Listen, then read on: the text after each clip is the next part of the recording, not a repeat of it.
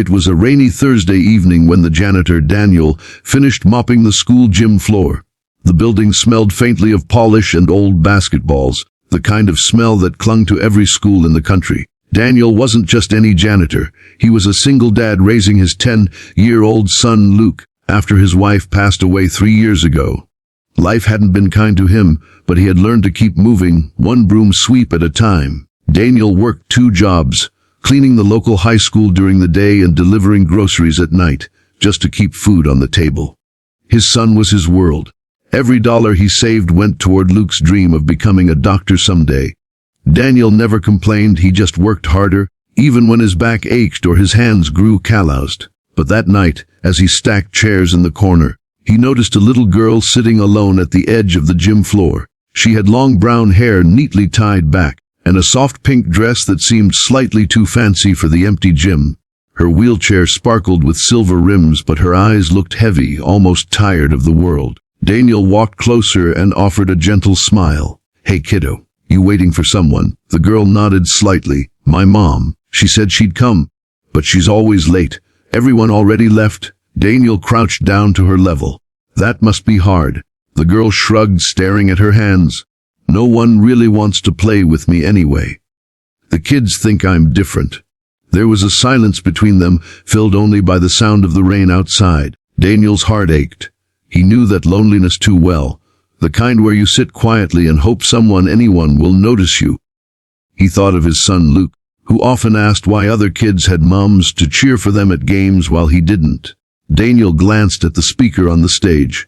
He pulled out his old phone, connected it to the gym's Bluetooth and played a soft song, an old jazz number his wife used to love. The melody filled the room, warm and alive. Then he stood up, bowed dramatically, and said, "Miss, may I have this dance?" The little girl blinked in surprise. "But I'm in a wheelchair." Daniel smiled. "So what? Wheels dance too." For the first time she laughed, a small, genuine laugh. Daniel gently wheeled her to the center of the gym and began moving with the rhythm. He spun her chair gracefully, dipping slightly, making silly dance moves, and even pretending to stumble so she'd giggle louder. She clapped her hands and twirled with joy, her sadness melting away. What Daniel didn't know was that someone had been watching from the doorway.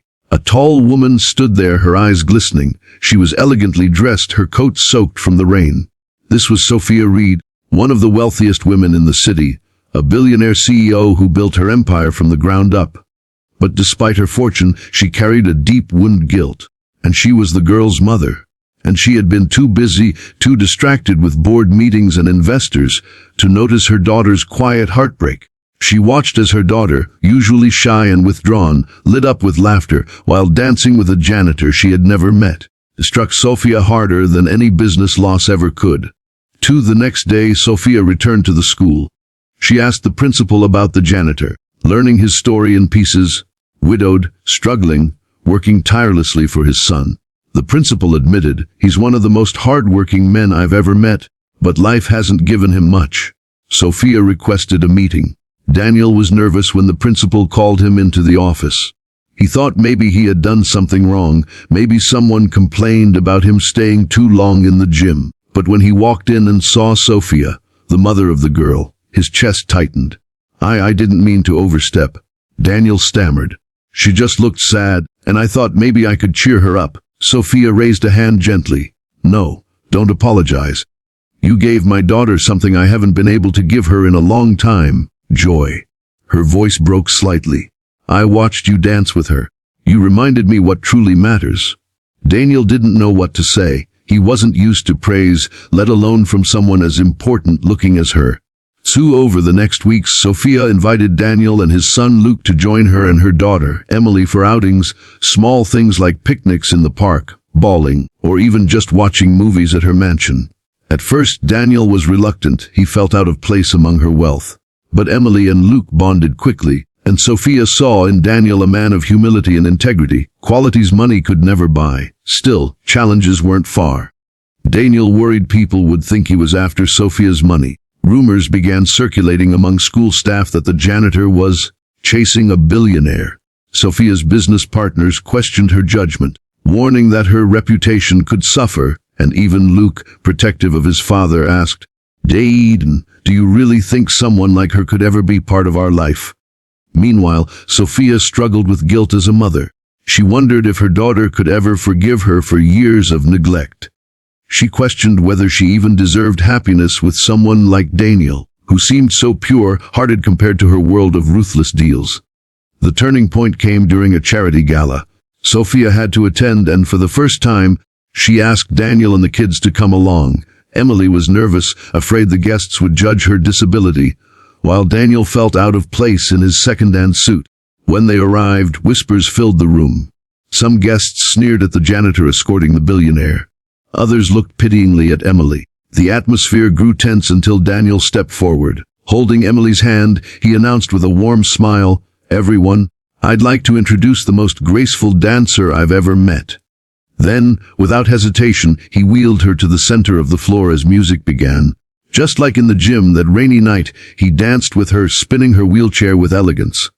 Emily's laughter rang through the hall, silencing the crowd. Slowly, applause began. Guests rose to their feet, clapping for the girl who had once felt invisible. Tears welled up in Sophia's eyes as she realized the impact Daniel had not just on her daughter, but on her own heart. By the end of the night, Sophia stood before Daniel, her voice trembling. "You've given my daughter confidence. You've given me perspective. And you've reminded me that life isn't about boardrooms or bank accounts, it's about kindness. Daniel, would you let us be part of your family?" Daniel, overwhelmed, simply nodded. His son Luke hugged him tight, whispering, "She's like Mom would have wanted." From then on, their lives intertwined, not as billionaire and janitor, but as two parents determined to raise their children with love, resilience, and dignity. The story of Daniel and Emily spread across the community, reminding everyone that kindness can change lives in ways money never could. The dance that began in an empty gym became the beginning of a new family. One built not on wealth, but on compassion.